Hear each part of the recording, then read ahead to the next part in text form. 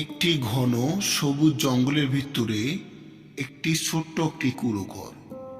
সেই কুঁড়ো ঘরে বাস করত ছোট্ট একটি মেয়ে আর তার বাবা।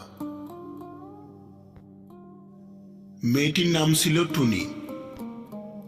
টুনির বাবা খুবই অসুস্থ ছিলেন। তিনি সারাদিন বিছানায় শুয়ে থাকতেন।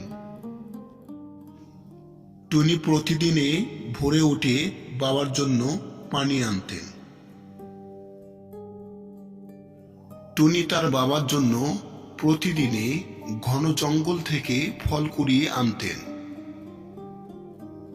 টুনি তার অসুস্থ বাবার জন্য প্রতিদিনে অনেক অনেক ভালো ভালো খাবার রান্না করতেন।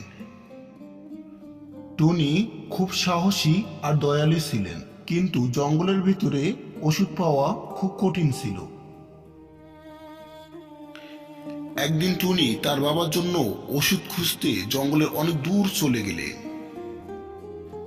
হঠাৎ দেখলো একটি ছোট্ট খরগোশ গাছের ফাঁকে আটকে গিয়েছে। টুনি আস্তে আস্তে হেঁটে হেঁটে খরগোশটির পাশে গেল। টুনি সঙ্গে সঙ্গে খরগোশটিকে উদ্ধার করল। খরগোশটি খুশি হয়ে বলল, ধন্যবাদ টুনি, আমি জঙ্গলের রানীর দূত। তুমি চাইলে আমি তোমাকে সাহায্য করতে পারি। টুনি বলল, আমার বাবা খুবই অসুস্থ, যদি কোনো ওষুধ পাওয়া যেত। টুনি, তোমার বাবাকে সুস্থ করার জন্য একমাত্র জাদুরি পাতাই তোমার বাবাকে সুস্থ করতে পারে। চলো, আমি তোমাকে পথ দেখিয়ে নিয়ে যাচ্ছি। টুনি বলল, ওকে ছোট বন্ধু। এখন টুনি খুবই খুশি, তার ছোট্ট বন্ধু তাকে পথ দেখিয়ে নিয়ে যাচ্ছে।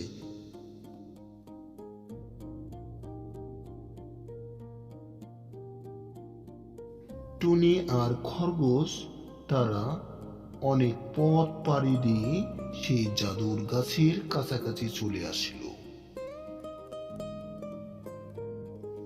অবশেষে সে জাদুর গাছের সন্ধান পেল। সেই জাদুর গাছের কাছাকাছি গিয়ে খরগোশ জানি কোথাও উধাও হয়ে গেল।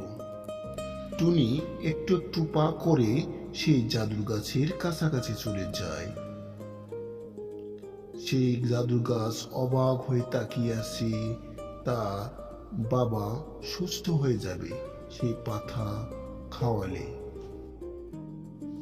এই হলো টুনির অসুস্থ বাবা। সে আগের মতো হাঁটতে পারছে, সে গাইতে পারছে, নাচতে পারছে। তো বন্ধুরা, সবাইকে এই ভিডিওটি কেমন লাগলো? আশা করি সবাইকে অনেক ভালো লেগেছে। তো তোমরাও কি এই খরগোশ ও টুনির বন্ধু হতে চাও?